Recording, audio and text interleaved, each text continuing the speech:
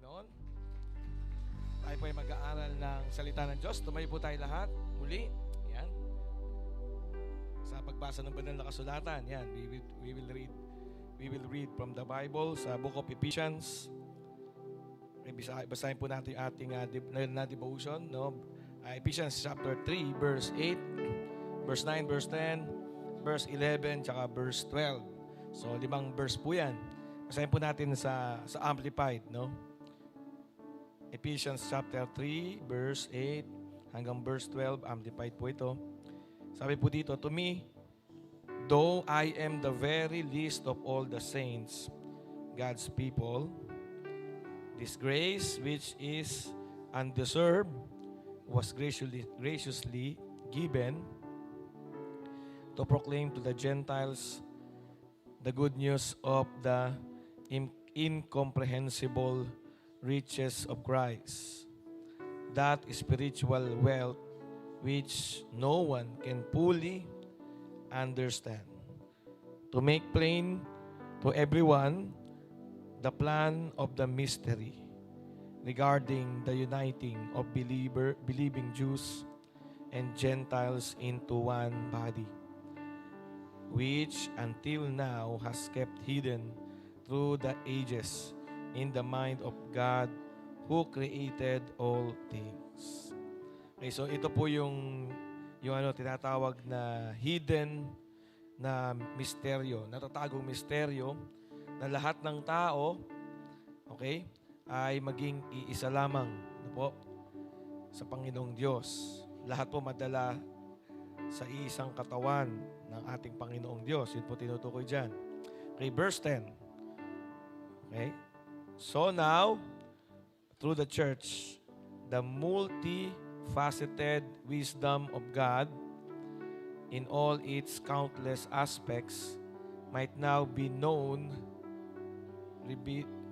to be made known, revealing the mystery to the angelic rulers and authorities in the heavenly places. So, sa verse 10, sinasabi dyan na dapat po itong nakatago daw na misteryo maihahayag na. No, yan po yung, bakit po natin ito pinag-usapan? Malalaman nyo rin. Okay? So, verse 11 and 12, this is, ito na nga po ang sagot, this is in accordance with the terms of the eternal purpose which He carried out in Christ Jesus our Lord, in whom we have boldness and confident access through faith in Him. That is, our faith gives us sufficient courage to freely and openly approach God through Christ. Palakpakan po natin yung Word of God. Tayo po ay mag-pray. Lord, bigyan nyo kami ng wisdom. Sige po, sabi mo sa Holy Spirit. Holy Spirit, bigyan nyo po ako ng karunungan para maintindihan ko po ang inyong mga salita sa umaga na ito. Sige po, hingin po natin yan. Holy Spirit, bigyan nyo po ako ng karunungan para maintindihan ko po ang inyong mga salita. Ito po yung aking panalangin sa pangalan ni Jesus. Amen. Yan, makakaupo na po tayo. Yan. So, good morning po. Palakpakan po natin si Lord. Sige po, habang tayo umuupo. Okay. So, hindi pwedeng purpose lang at hindi eternal purpose. Everyone has their purpose. Bawat tao may purpose yan na sarili. But not everyone has an eternal purpose. Sabi po sa verse 11, in accordance with the terms of the eternal purpose which God carried out in Christ Jesus our Lord. So, yung ginawa po ng Panginoong Jesucristo na pinagbubuklod, ginagawang isa, lahat ng tao, parang wala tayong pakialam sa mga ganong bagay. Pero yun na po tinatawag na eternal purpose. Na lahat ng tao ay magbibigay ng kaluguran, ng kaluwalhatian sa Diyos. Kahit sa gusto mo, hindi mo pwedeng labanan yon. Kasi po, yun ang eternal purpose ni God. Na lahat ng tao ay magbibigay ng glory. Sabihin mo, glory. Sa Kanya, mapahudyo, mapahentil. At ito po yung gusto mangyari ng Diyos. So may gusto kang mangyari, yun ang nagiging purpose ng buhay mo. No, yumaman, mawala sa hirap, walang sakit, walang karamdaman. Yan ang mga purpose lang ng mga tao. Makagraduate, magkaroon ng pamilya. Yan ang purpose. Tanong mo katabi mo, ano bang purpose mo? Ano bang dahilan? Bakit ka nagsusumikap? Ano yung dahilan? Bakit ka binibigay mo yung the best? Sa trabaho, sa negosyo, sa pag-aaral, sa pagiging magulang, sa pagiging anak. So ano bang purpose mo? Para gumanda tingin ng tao sa iyo? Para gumanda ang tingin nila sa atin? Kaya po natin ginagalingan, kaya natin pinagbubuti, kaya tayo nagmamahal, para wala silang masabing pangit patungkol sa atin. So pwedeng yun ang purpose mo, di ba? Personal na purpose yun. Tawag doon personal purpose, pero hindi po yun ang ating topic. Ang topic po natin ay eternal purpose. Pag-uusapan po natin ngayon ay yung walang hanggang purpose, at yun po ay purpose ng Diyos. Amen. Pwede po ba natin purihin ang Panginoon dahil siya ay mayroong eternal purpose? Ibig sabihin, ito yung gusto naman ng Diyos. Ito yung walang katapusan. Ito yung walang hanggan. No, ito po yung hindi nagmamaliw. Ibig sabihin, hindi po ito nawawala. Nandyan lang. No, na purpose po ng ating Panginoong Diyos. At kailangan po, ikaw ay kasama dito. Dapat taga-bit-bit ka nito. Dapat dala-dala mo din to sa buhay mo. Dapat you are living in accordance. Sabi sa English. Ibig sabihin, you are aligned. Kasi kung hindi, ibig sabihin yan, pangsamantala ka lang. Hello? Kabaligtaran ng eternal, ng walang hanggan, pangsamantala. No? So kabaligtaran po ng walang hanggan ay sandali. Yan. No? Tignan mo yung katabi mo. No? Gusto mo ba, sandali mo lang yung katabi? Sandali lang. So ang buhay po natin sa mundo ay may oras. Ibig sabihin, sandali. May time. Ibig sabihin po ay wala pa tayo sa eternity. Na po? Tayo po ay nasa time. No, pagbalik ng ating Panginoong Jesucristo sa kanyang second coming, no, magkakaroon po tayo ng katawan na pwede nang tumagal sa eternity. No? Pero po ang bibigyan po ng ganitong uri ng pangangatawan, yung glorified body. Sabihin mo, glorified. So yung katawan po na may glory ng Diyos ay walang hanggang katawan. Ito po yung igagawad sa mga babalikan ni Jesus sa kanyang second coming. So hindi bibigyan ito yung mga pangsamantala lang ang utak. Hindi bibigyan po ng ganito yung mga pansamantala lang ang kanilang purpose. Hello? Kaya tanong mo katabi mo, ano bang purpose mo? Pangsarili o eternal purpose? Yan ang tanong, di ba? Eternal purpose comes from God. Kasi hindi ka pwedeng magkaroon ng eternal purpose mula sa boss mo. Bakit? Yung boss mo, hindi rin naman niya sigurado kung siya ay walang hanggan. Hindi mo sigurado yung asawa mo kung pang walang hanggan din yan. Sabi nga, forever, di ba? Ha? Tawag dito, forever, eternal. Ibig sabihin ng eternal, forever. Ibig sabihin ng forever, walang katapusan. So, hindi rin pwedeng ang purpose ng buhay mo ay ituturing mong eternal purpose mo ay trabaho. Bakit? Kasi maging yung kumpanya mo, hindi mo sigurado kung walang hanggan. Amen. Amen? Yung ekonomiya ng bansa, kung saan ka nagbi-business, kung saan ka nagninegosyo, hindi mo sigurado kung walang hanggan yan. Sa kanyang second coming, papalitan po ang lumang planetang ito. No, gugunawin pong planet Earth at magkakaroon po ng tinatawag na New Earth. Amen? So yun po ay walang hanggan, eternity yun. So, kung ikaw ay hindi ka kumikilos, hindi ka namumuhay, hindi ka nagbibigay ng sipag, ng effort, ng lakas para sa walang hanggang purpose ni God, pang sarili lang purpose mo, hindi ka kasali dun. Ganun lang yun. Ganun lang po kasimple yun. Amen? Kasi ikaw din mismo, alam mo na may kabilang buhay. At ang kabilang buhay ay walang hanggan. Walang hanggang hiwalay sa Diyos, o kaya naman walang hanggang kapiling ng Diyos. Dalawa lang yun. Kung tawagin po natin ay, yun nga daw po yung heaven, at yun po yung tinatawag ding hell. Hell ay walang hanggang hiwalay ka sa Diyos. Heaven is walang hanggan kapiling mo si Lord. Pumalakpak po yung nakakukuha niyan. Ganun lang ho kasimple yan. Amen? Kaya ikaw lang. Kaya sabihin mo sa katabi mo, yung personal mo, ayusin mo.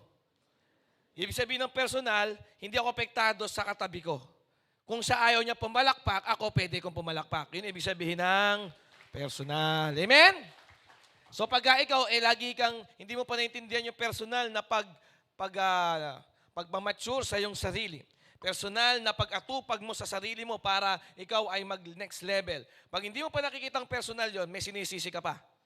Kasi ang personal, wala nang sinisisi yan. Kasi pag nanisi ka, doon ka hindi umaatupag sa sarili mong pag-asenso. Doon mo hindi inaasikaso yung sarili mong pagbabago, yung sarili mong paglago, yung sarili mong paglalim sana, yung sarili mong paglago, pagtaas, pagtangkad. Kasi lagi kang may sinisisi. Yung katabi mo, yung mister mo, yung misis mo, yung anak mo, yung si Duterte, si Arroyo, si Erap, lahat ng presidente.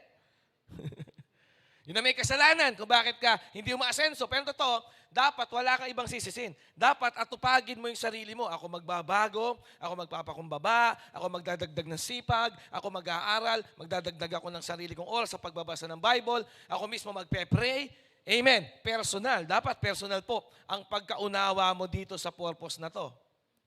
Kasi hindi ka pwedeng kumapit sa katabi mo kapag po bumalik na si Jesus. Kasi sa pagbalik po ni Kristo Jesus, pararangalan niya muna po yung mga mananampalataya. So bigla po niyang kukunin yan bigla, no? Sa split seconds po, pupunta po yan sa tinatawag na fourth dimension, hindi nakasali sa oras sa mundo, at bibigyan po ng parangal doon, bibigyan po ng corona, no po, lahat ng mga naglingkod sa Panginoon, at hindi ka pwedeng kumapit sa katabi mo. Sabi mo nga sa katabi mo, hindi ako pwedeng kumapit sa'yo.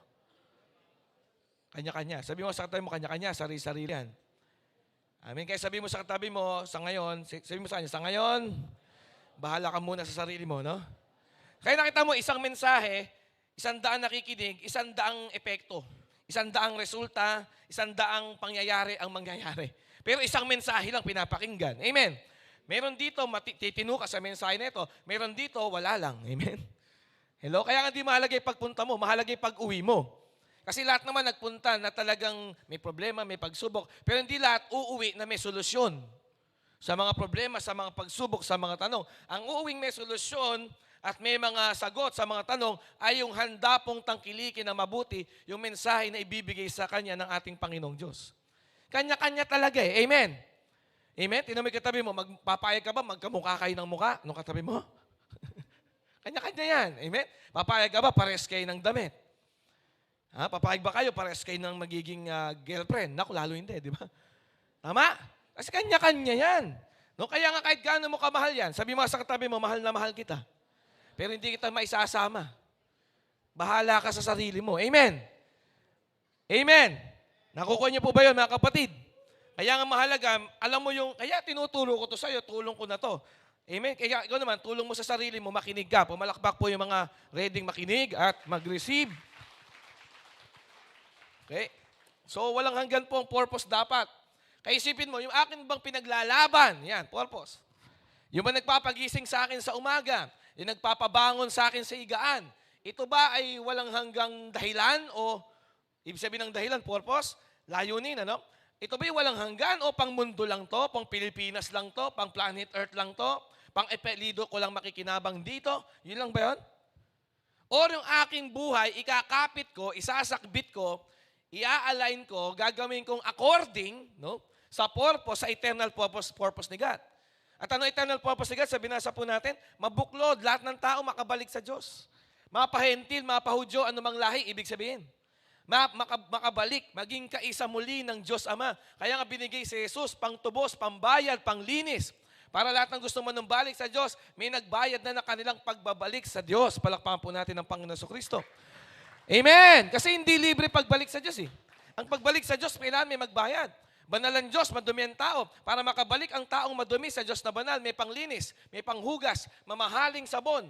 Hindi mababayarang sabon na panlinis. Yun ay ang ating Panginoong Jesucristo, yung kanyang banal na dugo, yung kanyang sakripisyo sa krus ng Kalbaryo. Siya lang ang nagbigay ng buhay para sa kagaya ko, kagaya mo, na marumi, makasalanan at hindi karapat-dapat. Tawag po doon, yung grace ni Lord ang paraan. Si Jesus Christ. Yun lang ang paraan. Kaya nga through Jesus Christ, yung eternal purpose ng Diyos Ama na makabalik lahat ng tao sa piling niya, mangyayari na. Dahil may Jesus na naging masunurin sa Diyos Ama hanggang sa kamatayan sa krus sa Kalbaryo, pambayad sa lahat ng karumihan ng lahat ng tao. Palakpakan natin ng Diyos.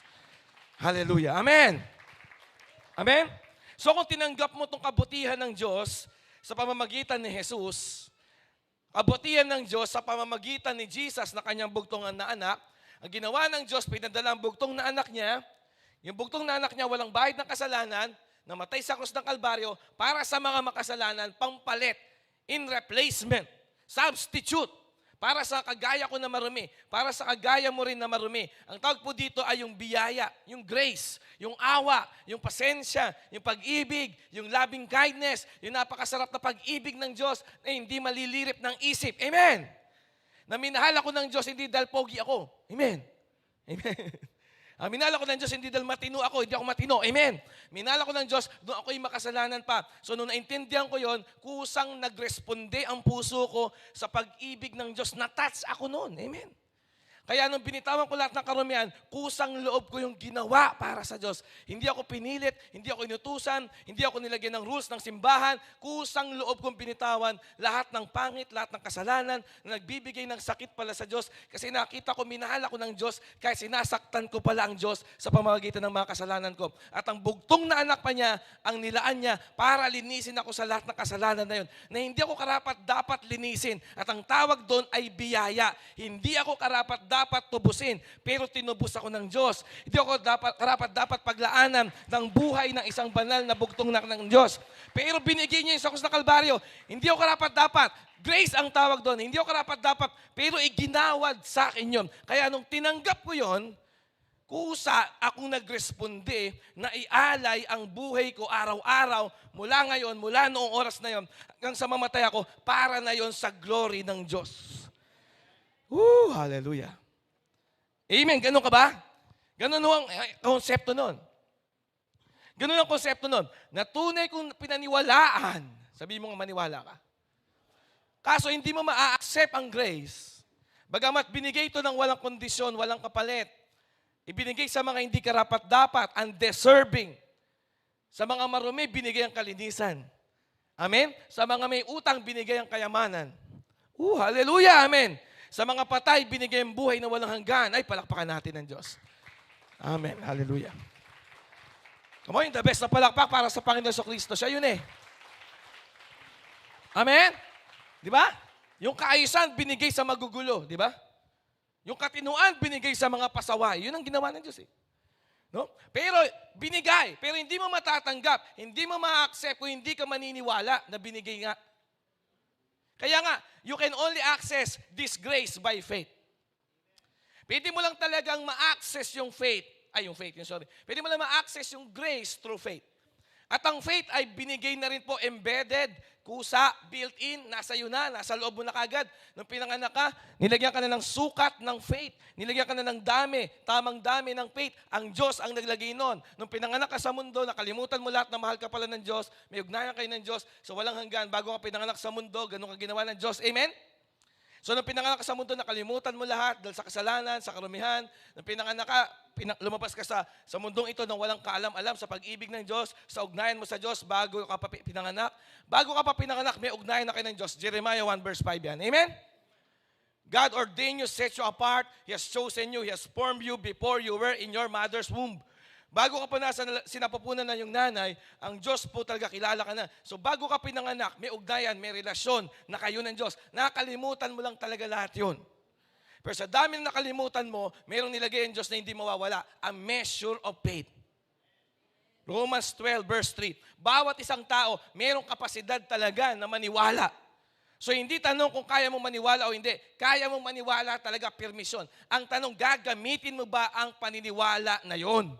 Gagamitin mo ba yung faith mo? Parang ganito, kamay. Hindi mo kailangan maramdaman na may kamay ka. Tama. Kaliwang kamay, kanang kamay, nakadikit sa balikat. Amen. Kailangan ba maramdaman yung kamay mo bago mo magamit yung kamay mo? Hindi. Pinanganak ka may dalawang kamay. Palakpakan mo ang Diyos. Ay, gamitin mo yung dalawang mong kamay. Hindi lahat ng tao may dalawang kamay. Mapalad ka, may dalawa kang kamay. Amen?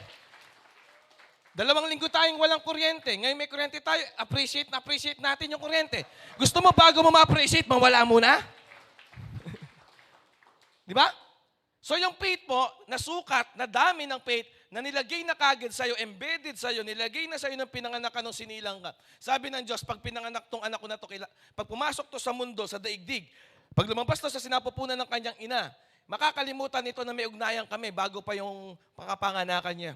So walang hanggan, doon ka nakatira. Pinanganak ka sa panahon, sinilang ka sa panahon, kaya mayroon kang birthday. Amen. Tama? Kasi mula nung birthday mo, kasali ka na sa oras. Pero bago pa ang oras, buhay ka na sa isipan ng Diyos, sa diwa ng Diyos, sa walang hanggan kasama ang Diyos. So, pero, sabi ng Diyos, pagpasok nito sa mundo, magpinanganak to sa mundo, makakalimutan nito lahat ng pinag-usapan namin. Makakalimutan nito lahat ng galing at husay at talento na dinisenyo ko, na nilagay ko sa Kanya. Hello? Pero, lalagyan ko siya na hindi mawawala kahit pumasok sa daigdig.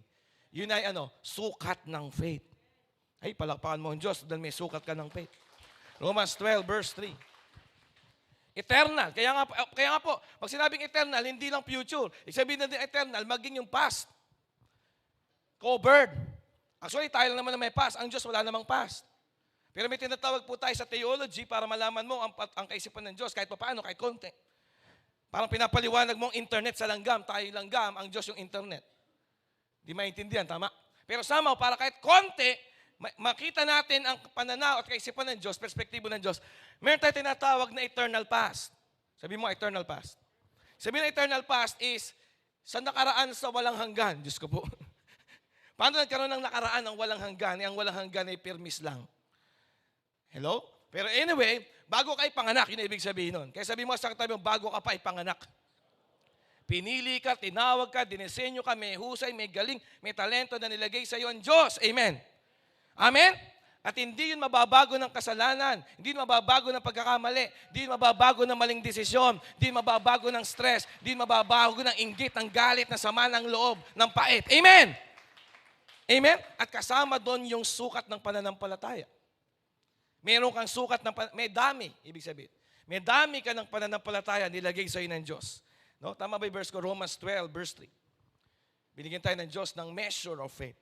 A measure of faith.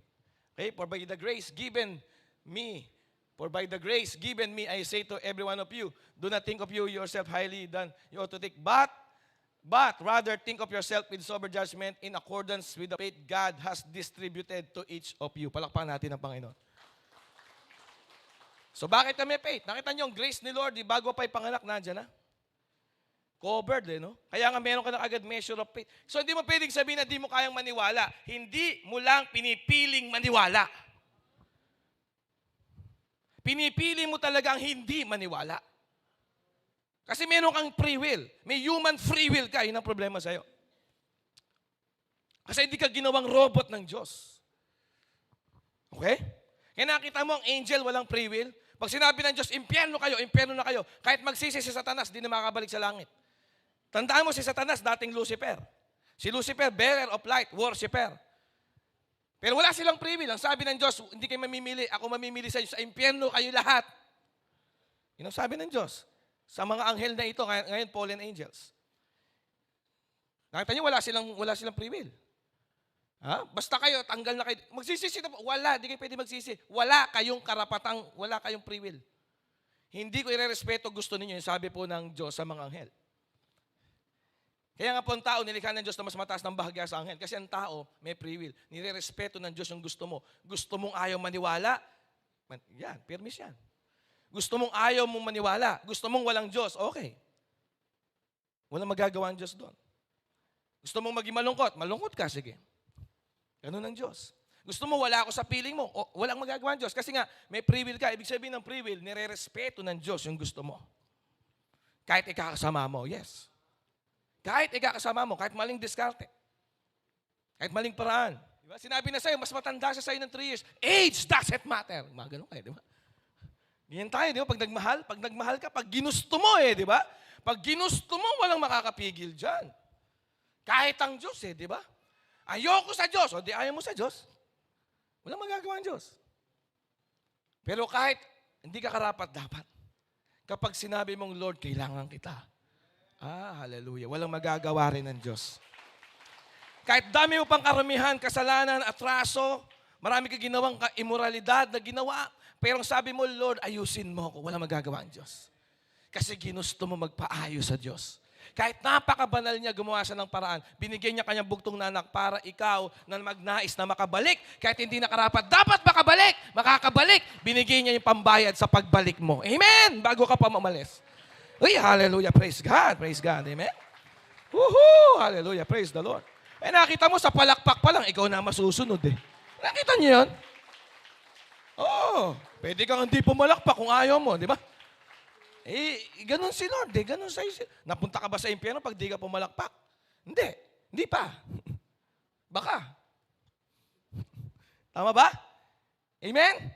So nakita niyo po, dapat maintindihan mo yan. Kaya ikaw pipili. Kaya you choose to live in accordance with the eternal purpose ni God.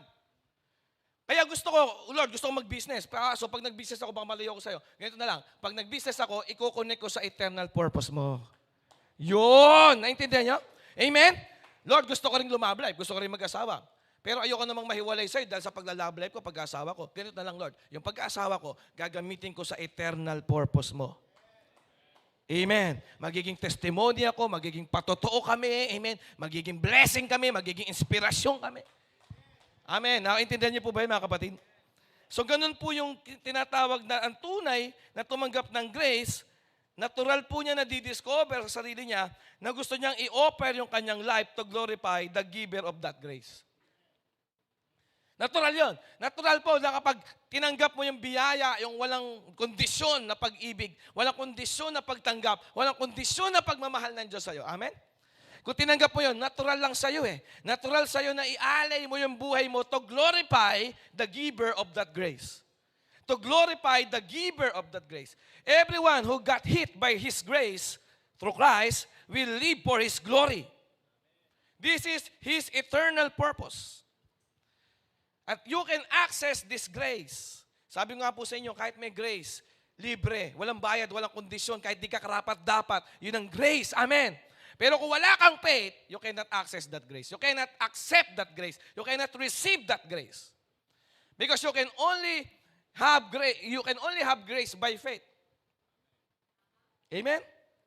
We are saved by grace, but through faith.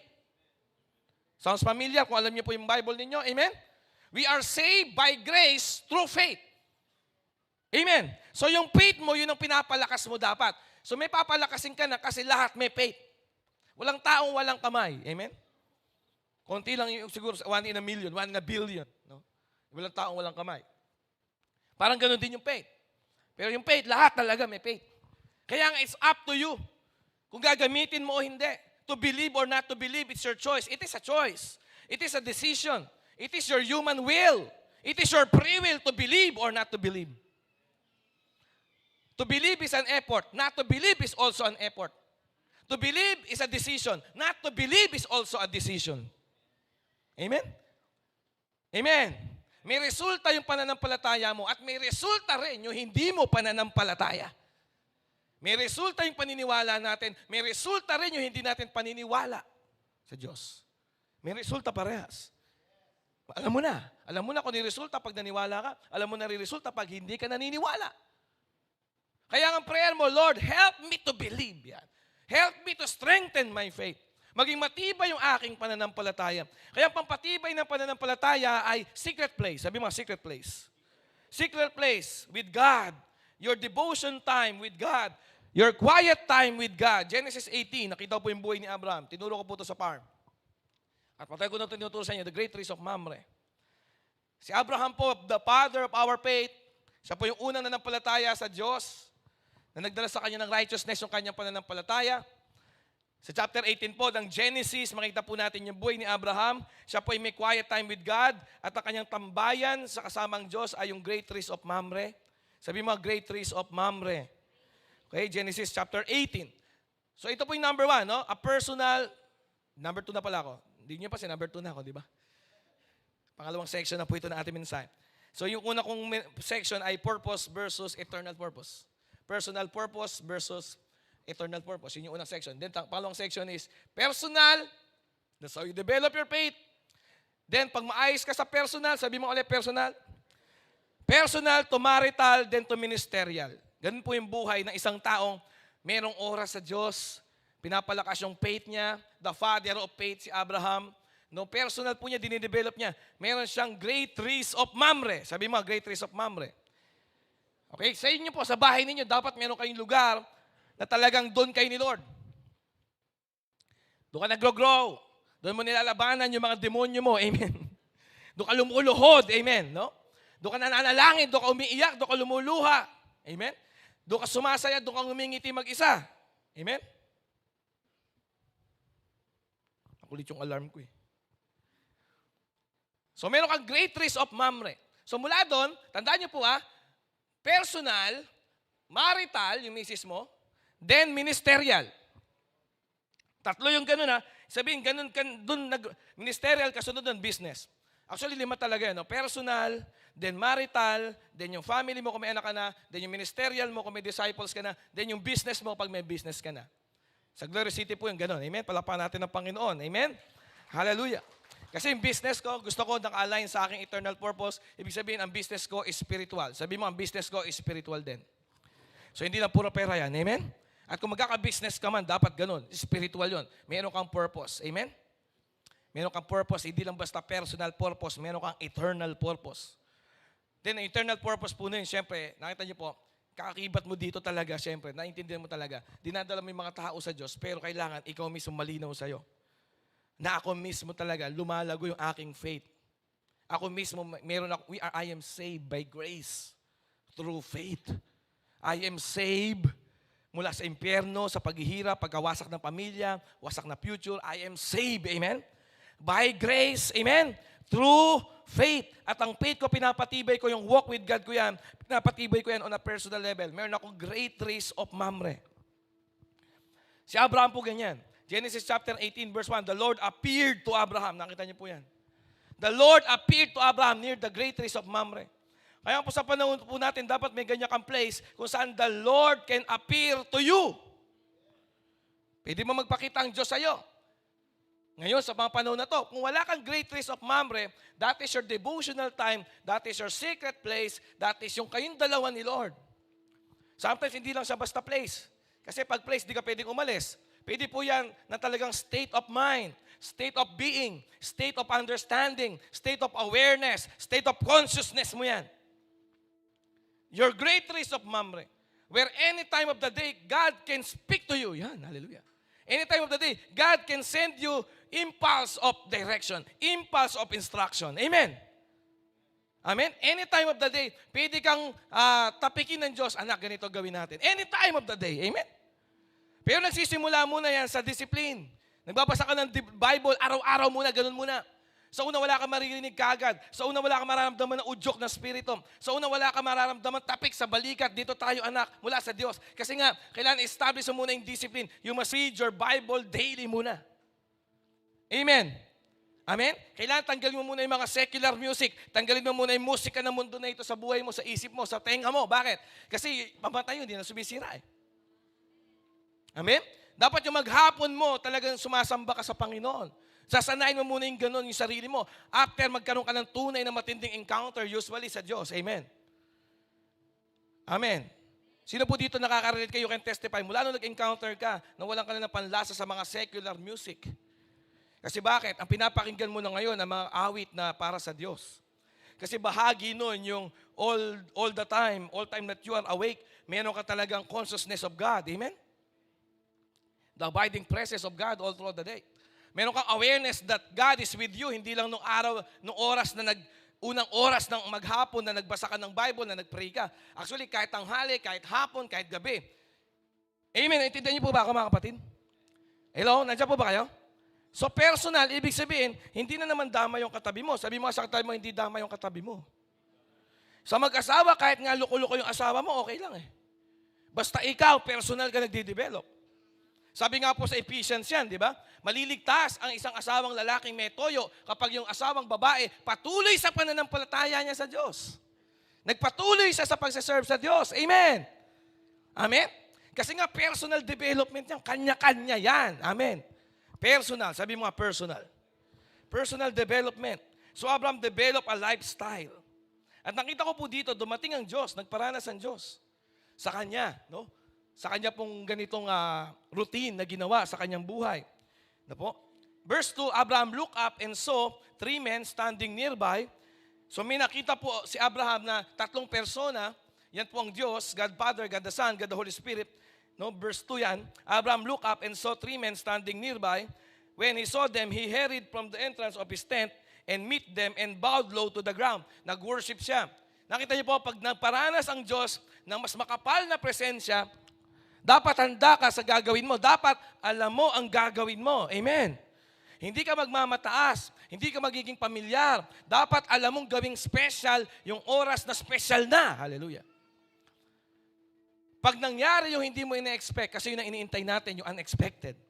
Dapat alam natin, magiging galaw natin. Siya po ay nag-bow down. Siya po ay handang sumalubong. Handa siyang mag-host. Handa siyang maging accommodation. Handa siyang maging receptionist. Handa siyang maging hospitable. Ganyan po ginawa ni Abraham. Palakpakan po natin ang Panginoon kung naiintindihan po natin. Kinancel ni Abraham iba niyang business appointments noong maghapon. Kasi alam niya, nagparanas ang Diyos ng kakaiba. Kakaiba na kayong bawat araw niya sa Diyos. Pero mas kakaiba ito kasi 3 persona nagparanas sa kanya. God the Father, God the Son, God the Holy Spirit. At alam ni Abraham ang gagawin. Pero unang tinakil ng Diyos dito, pagdating po ng presensya na yon, ay yung kanyang misis. Kaya nakita niyo po, personal, anong sunod? Marital, then ministerial. No? Ganyan po talaga si Lord eh. Napansin ko po yan eh. No? So inasikaso po ni Abraham ang presensya na to ng Diyos. Verse 4, let a little water be brought. Magdala kayo dito ng little water, and then you may all wash your feet and rest under this tree. Sabi po ni Abraham sa presensya ng Diyos na ito, 3 persona. No? Ganito po yung ugnayan niya sa Panginoon. Pero makikita po natin dito mga kapatid. No? Kay Abraham, sabi mo sa tabi mong Abraham, ang benefits po ng personal mong ugnayan sa Diyos, number 1, may promise confirmation. Subpoint po ito ng number 2 nating section sa preaching. Verse 14, Genesis 18 pa din, is anything too hard for the Lord? Kinonfirm uli ng Diyos yung pangako niya kay Abraham. I will return to you, Abraham, at appointed time next year, and Sarah will have a son. Yun po yung ugnayan mo sa Diyos. Yung personal, then soon marital, then soon ministerial. No, yun po aking pangalawang section na ating pinag-uusapan. No? Habang pinapatibay mo yung faith mo, ay sabi mo sa katabi mo, nandiyan ka pa ba? Sino po nakakasunod sa mensahe? Kamo, palakpakan po natin ng Panginoon. Yung iba po, siguro naiwan na sa point number 1. Pwede na umuwi sa point number 1 pa lang. Ano? Section number 1 pa lang. Section number 2 na ho tayo. Your personal, marital, and ministerial. So, ang una po mapapala mo, kapag ikaw may personal kang development, may promise confirmation. Paulit-ulitin sa'yo ng Diyos yung kanya pinangako sa'yo. Bibigyan kita ng anak. Kasi nga, sa isip mo, baog ako, di ako magkakanak. Bibigyan kita ng anak, Abraham. Eh, yung asawa ko rin talagang baog din. Bibigyan kita ng anak, Abraham. Confirmation. Paulit-ulit. Amen? Uulitin uli ng Panginoon sa'yo, pinangako niya sa'yo, I will bless you. I will bless you. I will make your name great. I will change you transform you into a great nation. You will be a great nation. Amen. Hello? Amen. Tingnan niyo yung word ni Lord. Kaya mo bang i-host? Pag i-host mo yung word ni Lord, na-receive mo, purihin mo ang Diyos. Meron bang nag-receive na hindi nagbigay ng pasasalamat sa ni-receive? Amen. Amen? Ama po ba? Amen. Hallelujah. Praise God. Ano po? So, kinukonfirm, promise confirmation yan. No? Eh, yung misis ko, 90 na. Ako, magwa-100 na ako. Yung misis ko, tuyo na bahay bata, amoy lupa na yan. Sabi ni Abraham siguro, wala na, tuyot na. Di ba? Sabi ni Lord, hindi. Sabi ni Lord, bibigyan kita ng anak. Bakit? Mayroon tayong ugnayan, mayroon tayong relasyon, more than religion, beyond religion. Amen. So, kino-confirm ko sa iyo, sabi ni Genesis 18, verse 14, is there anything too hard for the Lord? Is there anything too hard for me? Sabi ni Lord, mayroon bang mahirap sa akin? Umawit ka. Lord, walang mahirap sa iyo. Umawit si Abraham. Eh, tinatanong siya, may mahirap. Kaya yung awit mo, sagot mo lang kay Lord eh. Amen. Amen? Sino po dito yung worship mo, sagot mo lang talaga kay Lord? Kasi kaya nagtatanong si Lord, gusto niya mag-worship kay. May mahirap ba sa akin? Sumagot ka, sabi ni Lord, Lord, aawit ako. Walang mahirap sa Lord. Tinaglis niya. Amen? May tao ba dito? Wala na itong tao rito. Nandyan pa po ba kayo, mga kapatid? Naiintindihan niyo po ba yung buhay ng pagsamba? Kasi ganyan pag bumisita ang Diyos eh. Pag bumisita ang Diyos, parang nagpaparinig yun. Is anything too hard for the Lord? Lord, parang yung tanong mo kailangan ko mag-worship. Amen? Hello? Amen? Ha? May posible ba sa akin? Walang imposible sa iyo. Gusto mo, gawin mong alive. Through you, nothing is impossible. Di ba? Amen? Kantahan mo si Lord. Kasi ganun po ganun yung ugnayan nila. Ganyan nakipagtugunan ng Diyos sa kanya. Ganyan nakipag-usapan Diyos sa kanya. Kapag may daily devotion ka, nabibid yung ganyang pagkakataon. One day, magkakaroon ka ng super special time with God. Every day special. Pero one day, magkakaroon ka pa ng super special time with God. Amen. At dapat kaya mong mag-respond. Kaya question, you need to answer in response. You need to answer in worship. You need to answer in response and confirmation. Hindi ko ba kaya yan? Alam naman natin, kaya ni Lord. Amen. Pero gusto lang uling marinig ni Lord mula sa labi mo. Na ikaw nagsasabi. Hindi ba alam ni Lord na walang mahirap sa kanya? Alam ni Lord. Ba't tinatanong ka? Gusto niya sa'yo manggaling. Gusto niya magpapuri ka. Gusto niya yung bibig mo tumama sa kanyang salita, nakaayon sa kanyang pangako, yung lumalabas sa bibig mo. Kaya gumaganyan si Lord. Ginanyan ka na ba ni Lord? Malamang ginaganyan ka ni Lord, di mo lang alam. Napakasimpleng talata. No? Is anything too hard for the Lord? Tanong po na alam mo na sagot. Ba't tinatanong pa ng Diyos? Hindi dahil sa hindi alam ng Diyos. Gusto ni Lord marinig mula sa labi, sa tinig mo. Kung parehas na kayo, kung tugma na kayo, kung parehas kayo ng binabanggit, iniisip, pangako, salita niya. Sabi niya, I will return to you at the appointed time next year. Babalikan kita next year, eksakto. 365 and 1/4 days. Babalik ako next year at sisiguraduhin ko sa iyo yung misis mong baog tuyo, amoy lupa. Amen. Wasak ang bahay bata, may anak na. Amen. Yun ang sabi niya. So personal ni Abraham yun sa kanila. Sabi ni Abraham, yes Lord, yes Lord, yes Lord. Sabi ni Abraham. Problema yung misis, natawa. Natawa yung asawa. Sa verse 15, Sarah was afraid. So she lied and said, I did not laugh. But the Lord said to her, yes, you did laugh. So natawa pala si Sarah. Si Sarah pala, nandun, no? Natatawa, nakikinig sa usapan ni Abraham tsaka ng bumisita. Kaya pangalawang madidil dito, kung maayos ka kay Lord, yung asawa mo. Kaya kung maayos ka kay Lord, ang susunod na epekto niyan, love life mo. Sabi mo sa katay mo, love life. Bakit love life? Kasi hindi pwedeng walang love life. Amen? Alam ng Diyos ng tunay na pagsunod mo sa Kanya, makikita sa love life mo. Laging ganon. Lagi magkadoktong, if you love God, kita sa love life mo. If you love people, kita sa love life mo. Ay, pumalakpak ka sa Diyos. Purpose. Ayun yung purpose, our purpose, to love God, to love people. Ang personal yan, kung nasa isang tao yan, natural, matino sa misis mo yan. Matino dapat sa asawa. Kaya una mong ayusin yung asawa mo. Si Sarah natawa. Si Abraham naniwala. Parang ganito, dapat Abraham, asikasuhin mo din si Sarah. Amen? Amen? Si Sarah muna. So yung mga walang love life dito, magkaka-love life ka. Kung ayaw magka-love life, pagpe-pray kita dito sa harap, tanggapin mo ang gift of celibacy. May ganun gift eh. Ibig sabihin ng celibacy, kaloob na hindi na pag-asawa, kagaya po ni Apostol Pablo. Amen?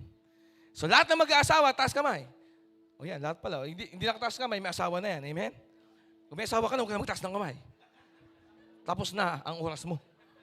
Wala na, it's too late. Amen? Ha? Hindi ka pwede mag-give po celibacy ngayon, may asawa ka na. Amen? Amen? Tama po ba? So, nakita niyo po ang epekto ng totoong ugnayan sa Diyos, tumitino akong mister. Sa asawa ko kay Pastoraan. Amen? Ngayon, kung wala ka pang asawa, mga single dito, sabi nga ni Doc June Bestida, mga single, taas ang kamay, amen. So, sino ka-love life mo ngayon? Si Lord? Hindi, bukod kay Lord. Ano mo ka-love life mo ngayon? Nanay mo tsaka tatay mo. Kung maayos kayo ni Lord, ayusin mo yung sa inyo ng tatay mo. Sumunod ka sa tatay mo kahit parang hindi mo naintindihan. Ay, pumalakpak po sa Panginoon naririto. Amen. Sumunod ka sa nanay mo. Hanggang nasa puder ka ng nanay at tatay mo, sila ang boss. Di mo pwedeng singilin yung nanay mo sa utang. Nay, may utang ka sa akin ng 150. Sabi ng nanay mo, gusto mo singilin ko sa'yo mula nung bata ka? Amen? Di mo pwedeng gawin sa nanay mo yun. Habang pinapakain ka ng may sabi ka kanina, ma, ako nagbayad, 240. Ma, sabi ng nanay mo sa'yo, gusto mo mula nung bata ka? Singilin ko sa'yo. Lahat ng nagastos ko. Hindi ko ba? Sumunod ka sa nanay mo. Pumalakpak pa yung mga kabataan dito. Amen? Kung may personal kayo ni Lord na matino, you love God, you love people, personal, then you love your nanay. You love your tatay. Amen? Kahit gabi-gabi ikaw nag-uurong ng pinggan, okay lang yon. Amen? Graduate ka din dyan. Amen? Nakagraduate din ako dyan, nag-uurong ng pinggan. Amen? Yes. No? Malaga po yan. Ha? Huwag mo isipin na puro ko na lang. Huwag nyo gagawin nyo. Bakit? Kasi you love God and you love people. Kung tunay kayo may ugnayan, tinayin po si Abraham, unang tinamaan kagad silang dalawang mag-asawa. Bakit tatawa-tawa si Sarah? Abraham, hindi mo ba kinakausap si Sarah tungkol sa pinangako sa'yo? Ibig sabihin, Abraham, pag meron akong revelation sa'yo sa devotion mo, hindi mo sineshare kay Sarah. Come on. Hello, nandiyan po ba kayo? Ibig sabihin, Abraham, pagka meron akong confirmation ng promise ko sa'yo lang, hindi mo man lang sineshare sa pinakamalapit na tao sa'yo sa daigdig, si Sarah. Bakit natatawa si Sarah? Amen. Sabi ng Diyos sa'yo, anak, babaguhin kita. Gagawin kitang napakayamang businessman. Sinira mo sa nanay mo, nataway nanay mo. Tamad yan eh. Yan yayaman. Kung gumising yung tanghali eh. Puyat pa raw siya noon. Diba? Nanay mo natatawa lang sa'yo eh. Di lingkod kay Lord, dito nga lang sa bahay. Diba? Come on, hello. May tao ba dito? May tao ba dito? Team Patama. Hashtag. Amen? Huwag kang ilag. Sabi mo sa mo, huwag kang ilag. Ikaw yan. Mababago ka. Ang hindi umilag, magbabago. Ang hindi umilag, mag-grow. Ang hindi umilag, mag-next level. Ang hindi umilag, makakagraduate na dyan sa ganyang level. Pag di ka umilag. Ikaw talaga eh. Sabi mo sa mo, ikaw ang topic eh. Di ba? Naintindihan po ba natin yon? Yung, yayaman daw ako, sabi ni Lord. Ano sabi ng misis mo? Kilala kita eh. Puro kasi mula eh. Di ba? Ilang business na ba yan? Diba? Kasi dapat kung ikaw kausap ka ni Lord, hindi ka lang mag-update sa special moment mo kay God. Special day kasi ito eh. Dapat everyday, kausapin mo yung asawa mo, kausapin mo yung nanay mo, ma, ano po ba utos niyo yan? Sabi ng nanay mo, mababorn na ginayata ako ngayon. Hallelujah. Saan ka ba kayo nag-church yan? Kagad mo sasabi nun, sigurado matinong pastor nito. Di ba? Amen. Pag di ka sumusunod, sino ba yung pastor mo kakausapin ko? Di ba ganyan nangyayari? Ha? Bakit? Alam pagbabago eh. Kaya dapat yung araw-araw mong relasyon sa Diyos, iugnay mo kaagad sa relasyon mo sa nanay mo, relasyon mo sa tatay mo, kay mami, kay daddy, kay mama, kay papa. Kaagad ganun application. May binabago sa akin si Lord. Ang unang makakaranas nito, kahit maliit na pagbabago lang, ang tatay ko, yan. Ang nanay ko, yan. Ang mga kapatid ko, una silang makikinabang. Kasi ako unang personal, then marital, pag wala asawa, family, then ministerial, pag may cell group ka na, may disciple ka na, then business. So yun po nangyayari doon. So yun po nangyayari. Palapakan po natin ang Panginoon. Soon, makikita niyo po doon, after po, hindi umalis yung presensya ng Diyos na yon, si Abraham po nakipag-negotiate doon sa kanyang pamangkin na napunta sa malayong lugar ng Sodom at Gomorrah. To make the long story short, pinag-pray po, nakipag-negotiate po. Sabi mo negotiate. Ibig sabihin ng intercession ay negotiation. Dapat pupuksain na ni Lord yung lahat na nakatira sa Sodom at Gomorrah noong chapter 18. Pero si Abraham, sabi niya, mayroon po akong 4 doon na kamag-anak. Si Lot, yung asawa ni Lot, yung 2 nilang anak na babae. Iligtas niyo po sila. To make the long story short, niligtas ng Diyos. Sinunog ang Sodom at Gomorrah, pero may 4 na nakaligtas. Sinundo ng anghel. Amen. Sinundo ng anghel si Lot, yung pamangkin ni Abraham, at yung asawa ni Abraham, at yung pamangkin ni Abraham na si Lot, yung asawa ni Lot, at yung 2 anak ni Lot, sinundo pa ng anghel para iligtas sa paggunaw sa Sodom at Gomorrah. Kasi nga po, may ugnayan si Abraham sa Diyos. Si Abraham po na tito, pamangkin niya si Lot, naligtas si Lot at yung pamilya ni Lot, kasi si Abraham may ugnayan sa Diyos. Kaya yung pakinabang na ugnayan sa Diyos, hindi lang ikaw, even your extended family. Yung pinag-intercessionan mo, yung nine-negotiate mo yung buhay nila, Lord, kuhanin mo sila sa apoy ng impyerno. Lord, iligtas mo sila sa gawa ng dyablo. Yun po nangyayari kapag tayo mayroong personal na ugnayan talaga sa Panginoon. So, unang section natin, personal purpose versus eternal purpose. Pangalawang section po natin, yung personal development mo, yung time with God, yung greatest of memory mo, na nagbubunga ng masarap na ugnayan, maayos na ugnayan, dapat sa asawa, dapat sa nanay, sa tatay, sa kapatid, sa pamilya. then soon yung ministerial effect nun. You can pray for 3, you can pray for 4, masasave sila, intercession. Ay nakapalo po sa pangalawa nating section, personal, marital, and ministerial. Then, panghuli po, makita po natin to. Tawag dito, the push and pull process of faith.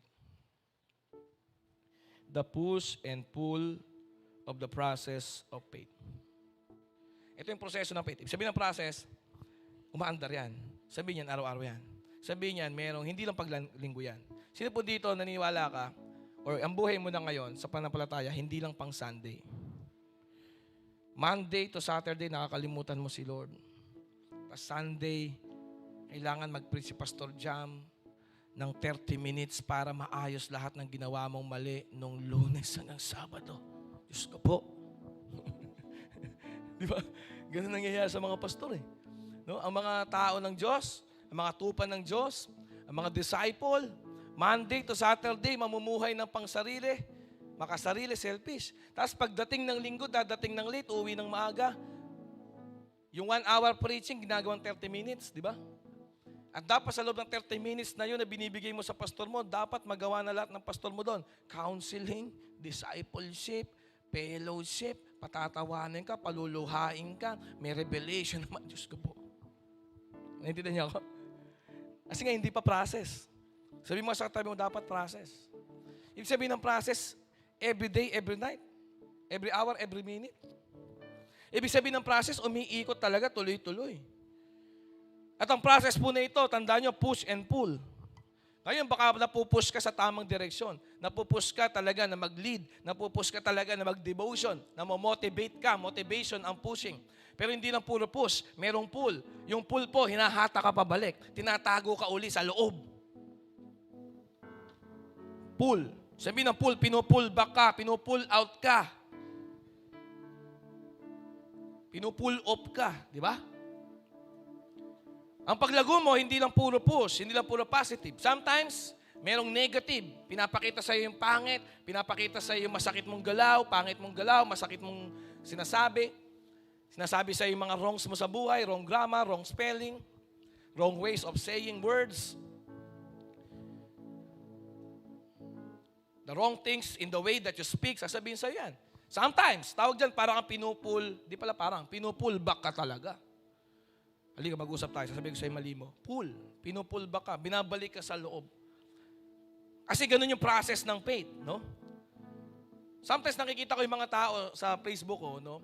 Na pag nakita mo sila nasa magandang lugar, sino dito nagpe-Facebook? Amen. Amen. No, lahat yata nagpe-Facebook, siyempre. O nakita mo yung classmate mo, batch mo nung ano. Nakita mo nasa magandang lugar. Pero alam mo kaya siya napunta doon dahil mayaman lang talaga yung nanay at tatay niya. Sino may ganon?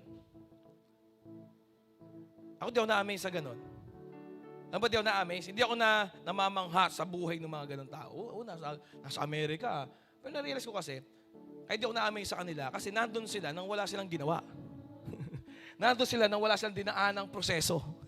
Nandun sila kasi pinanganak silang mayaman sa pera lang. Pera lang naman, mayaman sa pera. Amen? Pinanganak sila ng tatay nila, negosyante, mayaman. So pag nakabili sa kotse, okay, may kotse sila.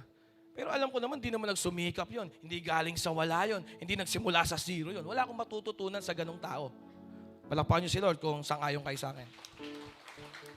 Tama. Tama ba? Tama ba?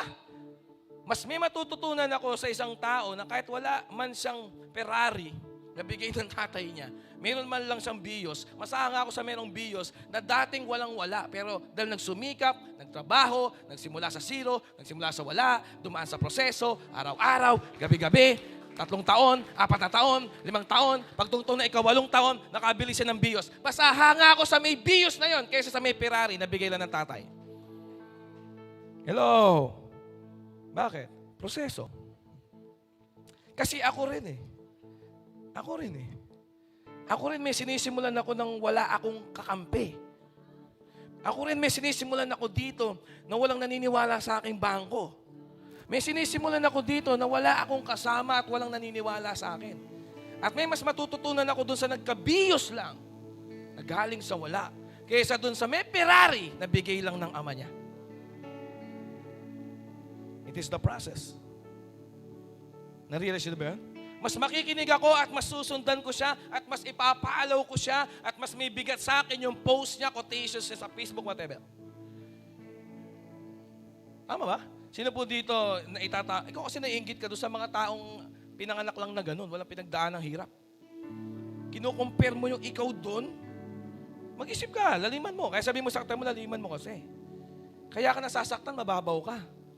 Nasasaktan ka, kino-compare mo yung sarili mo sa may Ferrari. Kaya nagka-may Ferrari, walang ginawa yun.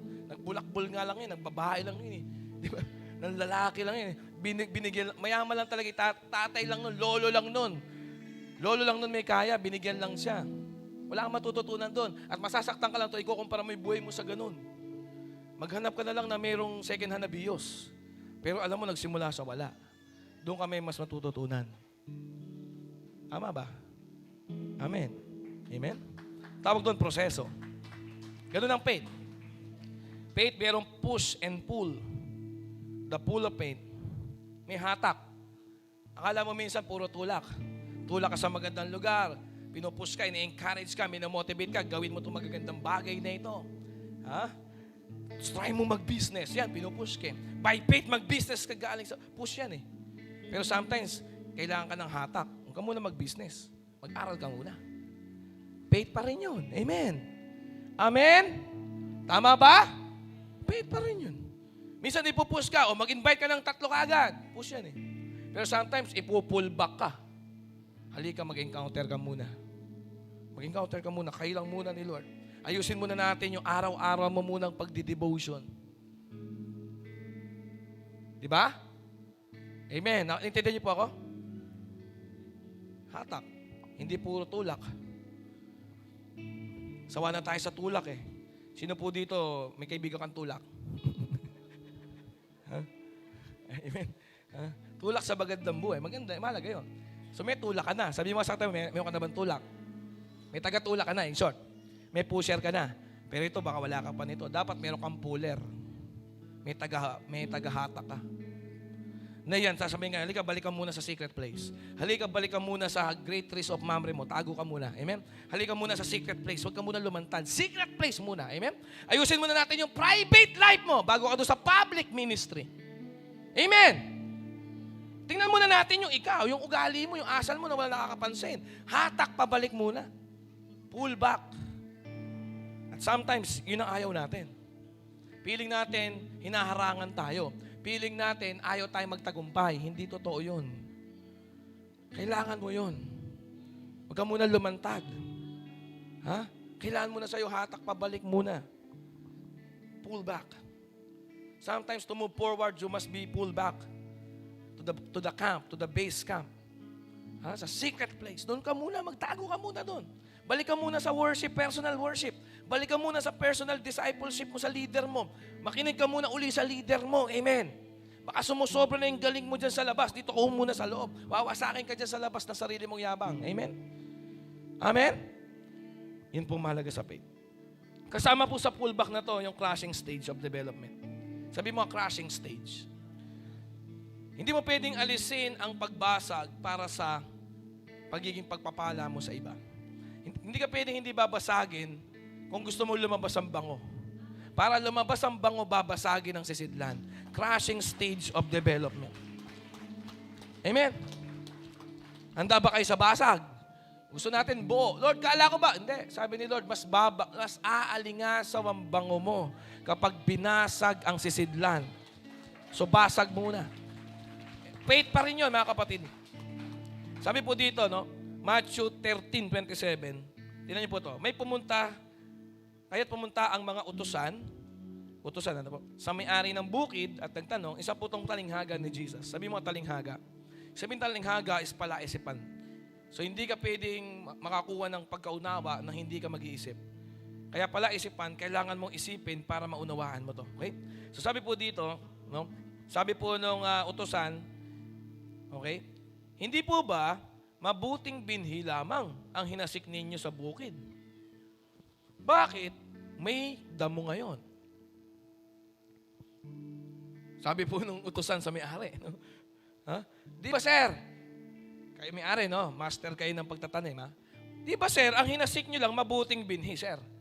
Di ba? Bakit po may mga tumubong damo ngayon?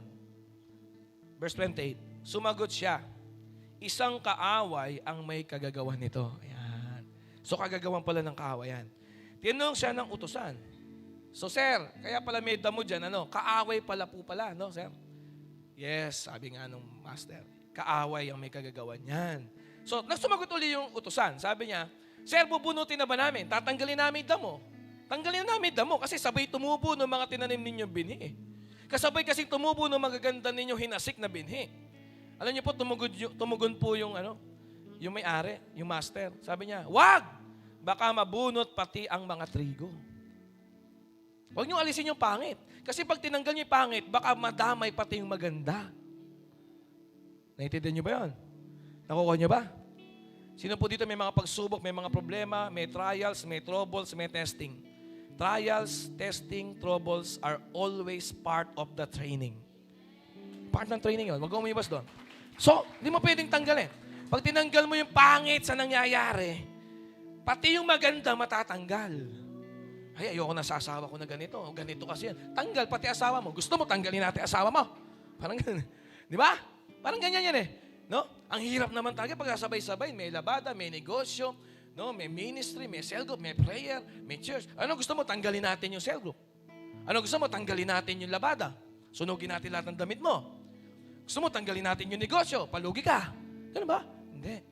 Hindi mo pwedeng tanggalin yung mga nakakasama. Kasi nakakasama, kasama din doon yung mga mabubuti. Yun ang sabi po dito, huwag mong tanggalin. Baka mabunot pati ang mga trigo na tinanim. Verse 30, hayaan na lamang ninyong lumago kapwa ang damo. Ano yung damo? Problema, pagsubok, sakit ng loob. Minsan kasama yan eh. Sa buhay po na ito, hindi ko mo, may Diyos ka, ligtas ka na sa lahat ng problema. Hindi dumating ang Diyos sa buhay mo para bigyan ka ng comfort. Hindi dumating si Lord sa buhay natin para bigyan tayo ng convenience. Sa totoo, tumitibay ka, lumalakas ka, nagiging dalisay ka, nagiging puro ka sa mga problema na hindi inalis ng Diyos, pero mas naging malago ka, mas naging matibay ka sa pamamagitan ng mga problema ng mga damo na to. Hayaan lamang ninyong lumago kapwa ang damo at trigo hanggang sa anihan. Amen. Hayaan mong lumago ang kapwa. Saan galing yung damo? Sa kaaway. Ha? Hayaan mo lang. Sino po dito kaya mo yung sundin si Lord sa Word? Marahil ang salita na to ay direksyon sa ilang mga anak ng Diyos na naririto ngayon. Amen? Amen? Pag-aanihin ay, sasabihin ko sa mga tagapag-ani, ipunin muna ninyo ang mga damo at inyong bigisin, saka sunugin. Pagkatapos, ipunin ninyo ang mga trigo sa aking kamalig. So in short, pagdating ng harvest, ang tinutukoy na harvest dyan ay yung harvest na ni God. Yan yung kanyang second coming. Doon po natin talaga yon maaayos. Doon mo maibubukod talaga yung damo sa trigo. Pero habang nandito tayo sa mundo na to, habang nakatanim ka dito, ikaw yung binhi na maganda. Pero kasabay mong lumalaki mga damo. Pag binunot yung damo, mabubunot ka rin.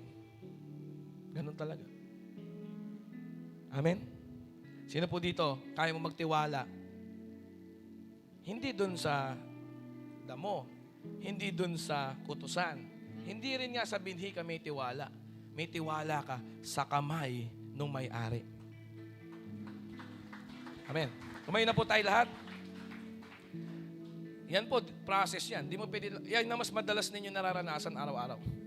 Ito po mas madalas ko nararanasan araw-araw. Lord, alisin mo na lang to, Lord. Sa bagong tipan po, si Apostol Pablo sabi niya, Lord, tanggalin mo itong tinik sa laman. The thorn in the flesh. Yan po yung sa bagong tipan, Sino po dito ngayon, naintindihan mo na? Amen? At kaya mong sumamba sa Diyos sa kabila ng may mga damo. Yan ang tanong. Kaya mong umawit sa Diyos. Kaya mong maglingkod sa Panginoon na may trials, mayroong testing, mayroong troubles. Kaya mong mag-worship kay Lord na mayroong kang karamdaman, mayroong kang pain, mayroong kang problema sa family, may problema ka sa husband, may problema ka sa wife, pero kaya mong mag-serve kay Lord. May sakit ang mga anak, ang mga bata.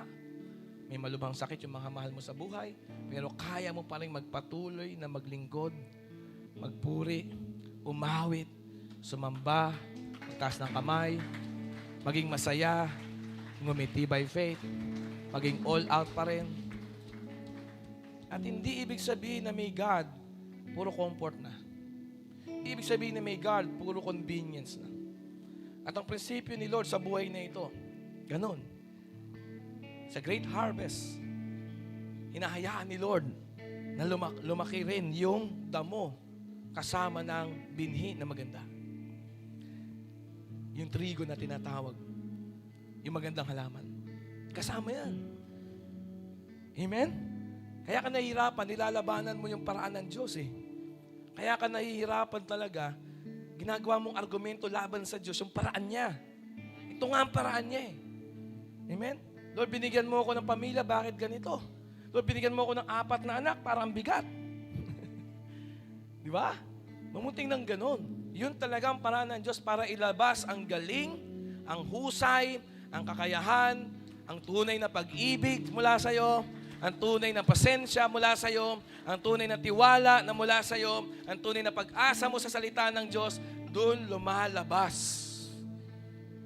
Kaya huwag niyong pag-pray na mawala yun. Hindi pwedeng mawala. God's will for you ay magkaroon ka ng glorious life with Jesus. Maraming salamat sa iyong panonood dito sa ating YouTube channel. Huwag mong kalimutan mag-subscribe sa Glorious City Church YouTube channel. Have a blessed life, family, finances, and future.